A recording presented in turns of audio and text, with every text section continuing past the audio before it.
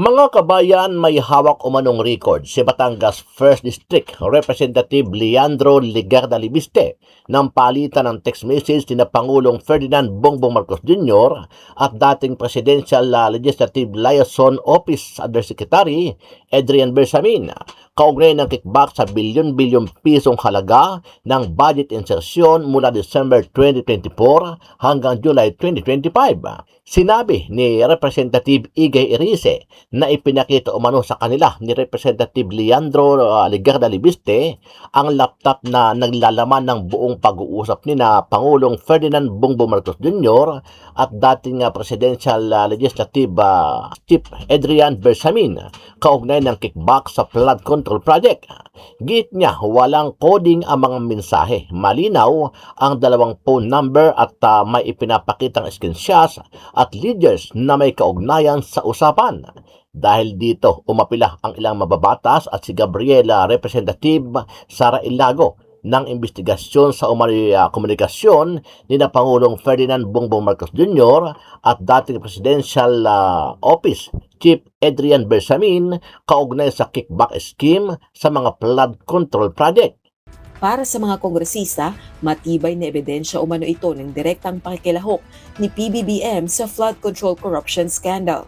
Si Adrian Bersamin, nasa kanya yung mga deliveries ni Bernardo at direktang nire-report niya kay Pangulong Marcos, no? At ang sinasabi nga, merong mga exchanges of communications between Yusek Bersamin and the President, no? Ni-report niya yung pagkakompleto ng 7.112 billion in deliveries.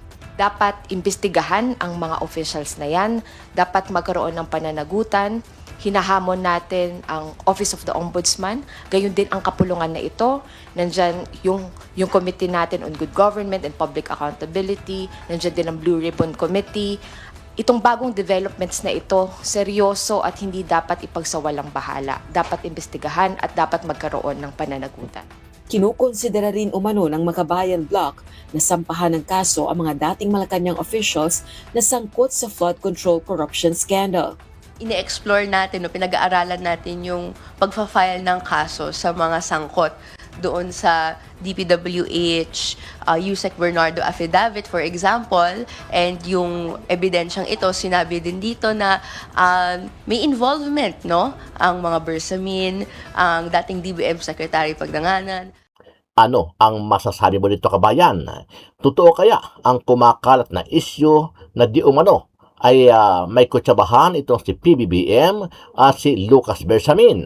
Sama-sama nating panuorin ang buong video at pakicomment nyo po ang inyong mga reaksyon at sariling opinyon.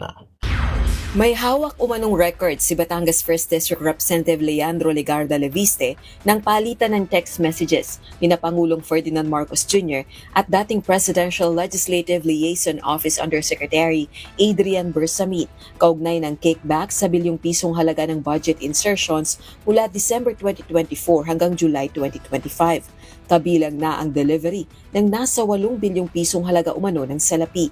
Ipinakita umano ang record na ito kina ACT Teachers Party List Representative Antonio Tino at Caloocan 2nd District Representative Edgar Erice at sa isang alkalde. Para sa mga kongresista, matibay na ebidensya umano ito ng direktang pakikilahok ni PBBM sa flood control corruption scandal. Si Adrian Bersamin, nasa kanya yung mga deliveries ni Bernardo at direktang nire-report niya kay Pangulong Marcos, no? At ang sinasabi nga, merong mga exchanges of communications between Yusek Bersamin and the President, no? Ni-report niya yung pagkakompleto ng 7.112 billion in deliveries, no? Tapos may acknowledgement ng Pangulo. Okay. Tapos may mga serye ng mga report, no, kung paano gagastusin, hinihingi ang approval, no, ng Pangulo, no. Katulad ng sinabi, ang maraming mga exchanges dito ay nagpapatungkol sa election campaign expenses. Nangyayari ito, at least yung maagang bahagi ng komunikasyon, ay nangyayari sa panahon ng campaign, no? From January to March, no? April, May, tuloy-tuloy yon. Tumanggi na si Representative Tino na ipakita ang screenshot ng sinasabing text messages. You know, it's better that, for example, Congressman Leviste be the one. Bakit? Because he can explain the provenance of these records. Siya ang mas makakapagpaliwanag kung paano napasakamay sa niya ang mga records na ito. Ayon naman kay Representative Erice, sa bahay umano ni Congressman Leviste sa Batangas gumawa ng affidavit si Adrian Bersamin dahil natatakot maging fall guy. Ipinakita pa umano sa kanila ang CCTV footage ng pagdating ni Bersamin kasama ang mga abogado nito. Bago ito, iginiit ni Congressman Leviste na higit pa sa Cabral Files, nasa kanya umano ang ebidensyang nagpapakita ng pagtanggap ng kickbacks. Hamon naman ng makabayan lawmakers sa Office of the Ombudsman at sa dalawang kapulungan ng Kongreso, imbestigahan ang ebidensyang ito laban kay PBBM. Dapat imbestigahan ang mga officials na yan, dapat magkaroon ng pananagutan, hinahamon natin ang Office of the Ombudsman, gayon din ang kapulungan na ito. Nandyan yung committee natin on good government and public accountability, nandyan din ang Blue Ribbon Committee. Itong bagong developments na ito, seryoso at hindi dapat ipagsawalang bahala. Dapat imbestigahan at dapat magkaroon ng pananagutan. Kinukonsidera rin umano ng Makabayan Bloc na sampahan ng kaso ang mga dating Malacanang officials na sangkot sa flood control corruption scandal. Ine-explore natin, pinag-aaralan natin yung pagfa-file ng kaso sa mga sangkot doon sa DPWH, Yusek Bernardo affidavit, for example, and yung ebidensyang ito, sinabi din dito na may involvement, no? Ang mga Bersamin, ang dating DBM Secretary Pagdanganan, ang dating si Olivar, for example, etc.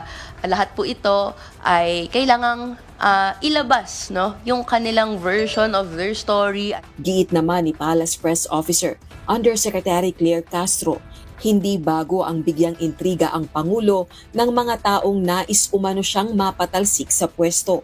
Wala rin anyang katotohanan ng mga paratang laban kay PBBM. Ligtas ng 1 taon mula sa impeachment si PBBM matapos tuluyang i-dismiss ng Kamara ang mga reklamong impeachment laban sa kanya.